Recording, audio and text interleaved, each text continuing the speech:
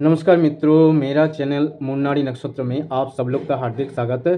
दोस्तों, मेरा आज का जो विषय है वो है horoscope analysis of Bihar CM Nitish Kumar. Bihar का मुख्यमंत्री नीतीश कुमार की जन्म कुंडली विश्लेषण करेंगे।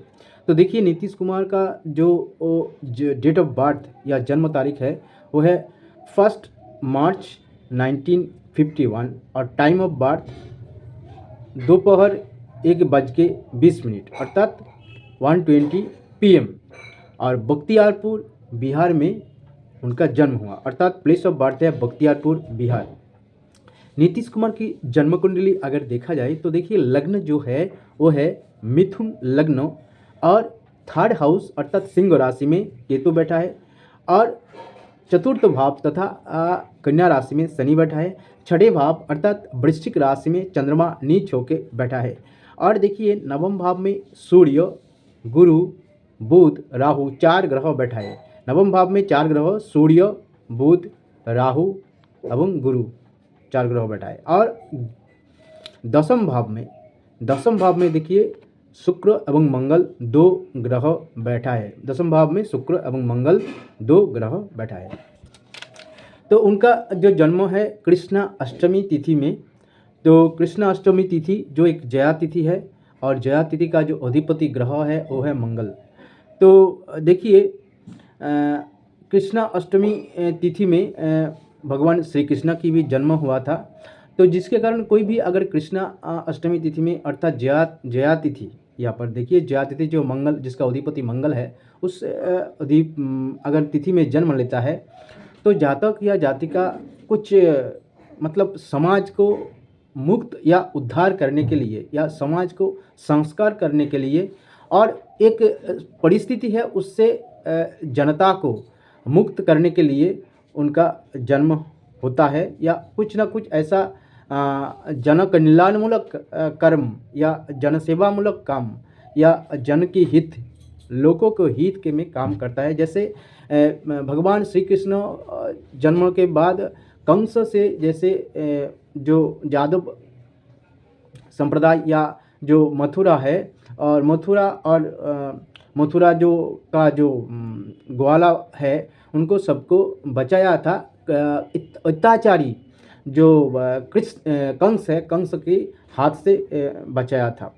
ऐसे ही मथुरा का जो प्रजा है उसको भी कंस की हाथ से बचा रहा है। ऐसे ही जो पहले बिहार में जंगल राज लालू प्रसाद यादव उनके समय में आरजेडी के समय में जो जंगल राज चलते थे उनसे पब्लिक को, बिहार का जो जनता उनको बचाया नीतीश कुमार ने। तो स्वाभाविक रूप से कोई भी व्यक्ति अगर कृष्णा अष्टमी तिथि में जन्म लेता है तो अवश्य कुछ ना कुछ शुभ फल, विशेष रूप से वो दूसरे के लिए, दूसरों को उद्धार करने के लिए या दूसरों को कोई भी विपद या कोई खराब परिस्थिति से निकलने के लिए जातक का अवश्य कुछ ना कुछ प्रभाव अवश्य रहता है।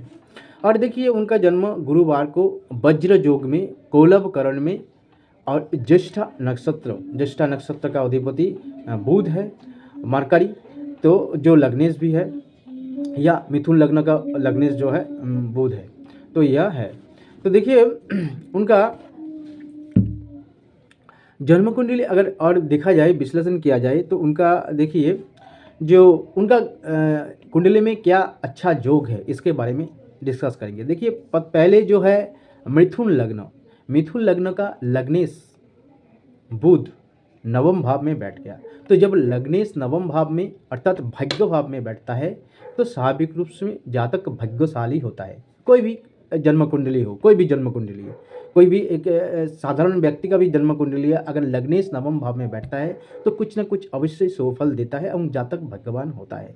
इसके अलावा भाग्य का कारक ग्रह गुरु के साथ नवम भाव में बैठा है, क्योंकि नवम भाव कुंभ राशि में लग्नेश बुध गुरु के साथ बैठा है और इसके अलावा सूर्य भी वहाँ पर बैठा है, अर्थात लग्नेश बहुत सारे ग्रह के साथ नवम भाव में बैठा है। तो स्वाभाविक रूप से नवम भाव बहुत ही बलवान है, अच्छा है। और नवम भाव में गुरु जो भाग्य का कारक ग्रह है, नवम भाव में जब बैठता है तो कुंडली बहुत ही बलवान हो जाता है, क्योंकि नवम भाव में बैठा हुआ गुरु लग्न को पंचम दृष्टि से देखता है। तो लग्न के ऊपर जब गुरु की प्रभाव या गुरु की दृष्टि रहता है तो कुंडली बहुत ही अच्छा फल देता है या शुभ फल देता है। इसके अलावा और देखिए दसम भाव में शुक्र एवं मंगल बैठा है। शुक्र दसम भाव मीन राशि में उच्च होकर बैठा है। तो दसम भाव में जहाँ से कर्म भाव देखा जाता है, जहाँ से भी राजनीति या प्रोफेशन करियर देखा जाता है, तो वह देखिए दसम भाव में शुक्र उच्च होकर बैठा है। तो दसम भाव में जब कोई ग्रह उच्च होकर बैठता है तो बहुत ही शुभ फल देता है। और दसम भाव में मंगल भी बैठा है। तो दसम भाव में जब मंगल बैठता है तो दिग्बल प्राप्त होता है, अर्थात डायरेक्शनल स्ट्रेंथ। तो दसम भाव में बैठा हुआ मंगल भी अच्छा या शुभ फल अवश्य देगा। तो उनका देखिए ये सब अच्छा योग है।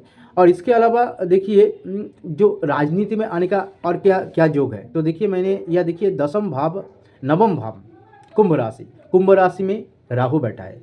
तो मैंने बहुत सारे वीडियो में मैंने इतने इससे पहले जो वीडियो भी बनाया था उस वीडियो के बहुत सारे वीडियो में मैंने कहा कि अगर कुंभ राशि में शनि या राहु या चंद्रमा या लग्न या सूर्य बैठता है तो जातक राजनीति में जा सकता है, राजनीति में सफल होने की बहुत ही संभावना रहता है। क्योंकि राहु से भी राजनीति देखा जाता है, तो स्वाभाविक रूप से राहु से भी राजनीति, राहु अगर कुंभ राशि में बैठता है तो बहुत ही राजनीति में बहुत ही सफलता दिलाते हैं, जिसका कारण नीतीश कुमार 9 टाइम्स सीएम अर्थात चीफ मिनिस्टर ऑफ बिहार का मुख्यमंत्री रहा है। तो उनका कुंडली में यह है। और इसके अलावा कुंभ राशि में सूर्य बैठा है। तो अगर सूर्य या चंद्रमा अगर कर्क राशि या सिंह राशि या मकर राशि या कुंभ राशि में बैठता है तो जातक राजनीति में जा सकता है, राजनीति में सफल भी होने का संभावना रहता है। इसके कारण ये सब हुआ। इसके अलावा नवम भाव के अधिपति शनि वो चतुर्थ भाव में बैठ गया।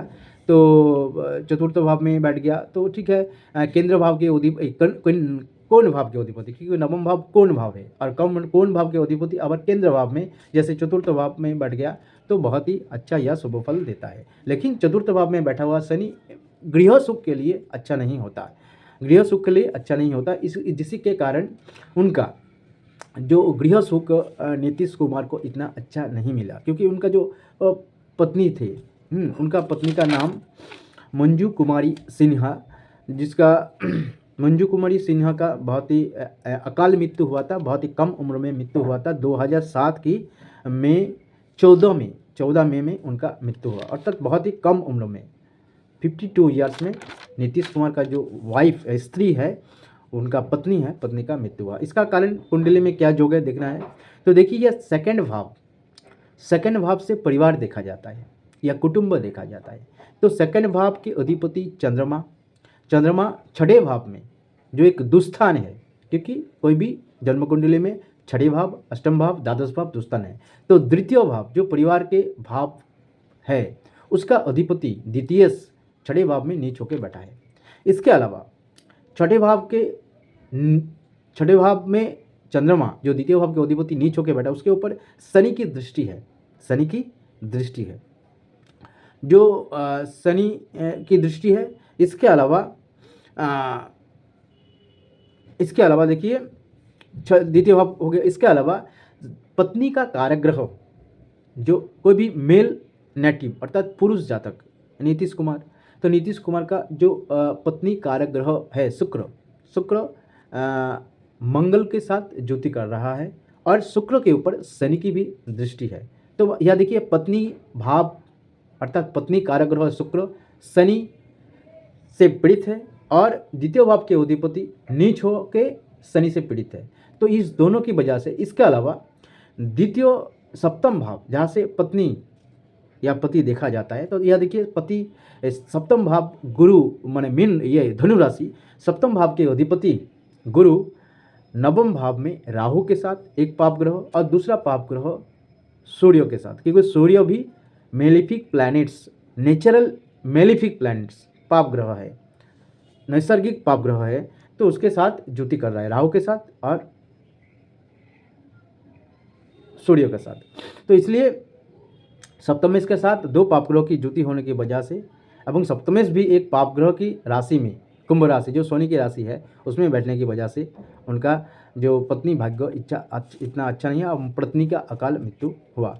और चतुर्थ भाव में शनि होने के कारण, क्योंकि कोई भी व्यक्ति का अगर चतुर्थ भाव में शनि बैठता है तो उसका जो गृह सुख है घर का सुख है उसमें कुछ ना कुछ हानि होता है। एवं नीतीश कुमार की एक ही मात्र एक ही संतान है, एक ही पुत्र संतान है और इसके अलावा कोई भी संतान नहीं होता है। अर्थात जो गृह सुख है, जैसे गृह सुख होने के लिए जैसा धन भी जरूरी है, जैसा अच्छा पैसा भी जरूरत है, उसके साथ परिवार भी जरूरी है, संतान संतति या उसका जो चिल्ड्रेन ग्रैंड चिल्ड्रेन ये सब जरूरत है, क्योंकि घर का सुख ये सबसे मिलता है, अकेला पैसा या मानी से नहीं मिलता है।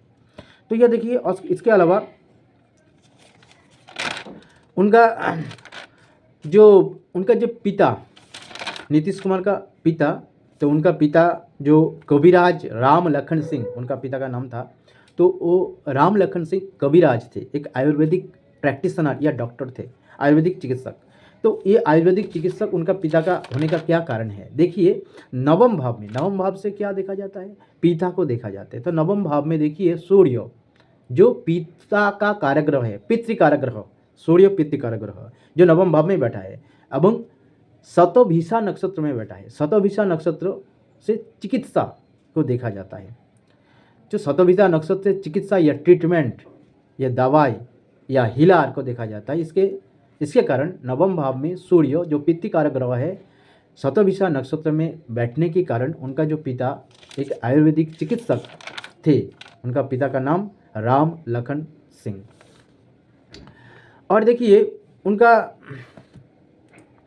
फर्स्ट 2000 और उनका जो पत्नी का मृत्यु हुआ था वो भी मंगल की दशा एवं शनि की अंतर्दशा, शनि की पत्यंतर दशा एवं चंद्रमा की सूक्ष्म दशा में हुआ था। तो इसका कारण मंगल की दशा, शनि की अंतर्दशा। कोई भी व्यक्ति का जन्म कुंडली में अगर मंगल शनि कहीं भी बैठा है, लेकिन दशा अंतर्दशा जब मंगल का दशा, शनि की अंतर्दशा, अर्थात दो पाप ग्रहों की दशा अंतर्दशा जब चलता है तो कुछ ना कुछ अशुभ फल, खराब फल अवश्य देता है। यह देखिए, मंगल की दशा एवं शनि, मंगल शनि दोनों ही पाप ग्रह है और दोनों ग्रह की दशा अंतर्दशा में उनका पत्नी का अकाल मृत्यु हुआ। और देखिए, उनका पत्नी का जो मृत्यु हुआ वो भी न्यूमोनिया के वजह से। न्यूमोनिया एक वाटरी डिजीज़ है। तो न्यूमोनिया एक वाटरी डिजीज़ है। इसका कारण ये है, उनका द्वितीय भाव जो जल राशि है, द्वितीय भाव के अधिपति छठे भाव में अर्थात एक जल राशि वृश्चिक राशि में बैठा है एवं शनि के द्वारा दिष्ट है। और पत्नी कारक ग्रह शुक्र भी मीन राशि में उच्च होकर मंगल के साथ जुति, अर्थात एक पापग्रह के द्वारा पापग्रह के साथ जुति और एक पापग्रह शनि की दृष्टि में है। तो इसलिए जल राशि में चंद्रमा शुक्र द्वितीय भाव के अधिपति एवं पत्नी कारक ग्रह ये सब बैठने की वजह से जल की बीमारी, वाटर डिजीज़ या सर्दी खांसी जुखाम जैसे वाटर डिजीज़ और निमोनिया, तो इसलिए निमोनिया में उनका मृत्यु हुआ। और देखिए, उनका और ये जन्म कुंडली में देखा जाए और क्या शुभ योग है, उनका अगर सर्वाष्टक वर्ग कुंडली देखा जाए। देखिए, सर्वाष्टक वर्ग कुंडली या सर्वाष्टक वर्ग कुंडली है, इसमें देखिए जो दशम भाव में 22 पॉइंट्स है और बिंदु है, और 11 भाव में 33 पॉइंट्स है। अर्थात दशम भाव से 11 भाव का जो बिंदु का डिफरेंस है वो है 33 माइनस 22 अर्थात 11। अगर ऐसा होता है, दशम भाव से 11 भाव का बिंदु ज़्यादा रहता है एवं बहुत ज़्यादा डिफरेंस रहता है, जहाँ यह देखिए 1 2 3 4 नहीं, एकदम 11 पॉइंट का डिफरेंस है, जिसके कारण ये बहुत ही अच्छा या शुभ फल देता है। जहाँ तक बहुत ही सफल व्यक्ति होता है, सफल, तो उन्होंने इसलिए राजनीति में बहुत ही सफल व्यक्ति, 9 बार चीफ मिनिस्टर रहा बिहार का, अभी 10 बार चीफ मिनिस्टर बनने जा रहा है। तो उनका जो फर्स्ट जो 1985 में जब फर्स्ट एमएलए हुआ था, तब उनका शुक्र की दशा और बुध की अंतर्दशा चल रहा था। तो देखिए, यह देखिए, शुक्र दशम भाव में बैठा है। दशम भाव से भी राजनीति देखा जाता है, दशम भाव से भी कर्म देखा जाता है, दशम भाव से मान सम्मान देखा जाता है, दशम भाव से सरकारी पद भी देखा जाता है, सरकारी जो एमएलए एमपी का योग भी देखा जाता है। तो दशम भाव में उच्चों का शुक्र के बैठने की वजह से उच्च ग्रह शुक्र की दशा में एवं लग्नेश की अंतर्दशा, अर्थात शुक्र की दशा एवं बुध की अंतर्दशा में उनको फर्स्ट एमएलए हुआ था। और उनको जीत के मतलब एमएलए बना था। इसके अलावा 2004 से 2011 तक के बीच में और 2004 से 2011 के बीच में विशेष रूप से 2005 में उन्होंने फर्स्ट चीफ मिनिस्टर मतलब लालू प्रसाद यादव या के बाद आरजेडी के बाद उनका पार्टी जनता दल यूनाइटेड और with the alliance of BJP के साथ अलायंस के बाद 2005 में चीफ मिनिस्टर बना था नीतीश कुमार। प्रथम चीफ मिनिस्टर बना था उसका जीवन काल में। तो वो भी 2005 जब मंगल की दशा चल रहा था। तो देखिए मंगल दशम भाव में बैठा है और मंगल दशम भाव में दिग्बल या डायरेक्शनल स्ट्रेंथ प्राप्त होते हैं, तो उसी समय उनको मिला। इसके अलावा और देखिए इसके अलावा वर्तमान में राहु की दशा और दशा चल रहा है, राहु की दशा शुक्र की अंतर्दशा चल रहा है। तो ये भी समय बहुत अच्छा है क्योंकि दशम भाव में राहु बैठा है, वो भी गुरु एवं बुध एवं सूर्य के साथ, एवं कुंभ राशि में बैठा है दशम भाव में नहीं नवम भाव में राहु बैठा है और भी बुध सूर्य एवं गुरु के साथ बैठा है। एवं नवम भाव में राहु कुंभ राशि में है। तो कुंभ राशि में के कारण राजनीति में इस समय बहुत ही सफलता मिलने की योग रहेगा। लेकिन राहु की दशा और मंगल की अंतर्दशा जब आएगी तब उनका लिए समय अच्छा नहीं रहेगा। हो सकता है उनका तबीयत खराब रहने का योग रहेगा। राहु की दशा मंगल की अंतर्दशा अर्थात इस राहु की दशा की शेष भाग में। ठीक है, तो दोस्तों मेरे ये छोटा सा प्रयास था horoscope analysis of CM Nitish Kumar के बारे में। अगर मेरे ये छोटा सा प्रयास आप लोग का अच्छा लगा, आप लोग लाइक कीजिए, शेयर कीजिए और मेरे ये जो छोटा सा चैनल है मुन्नाडी नक्षत्र, इस चैनल को अवश्य सब्सक्राइब कीजिए। नमस्कार।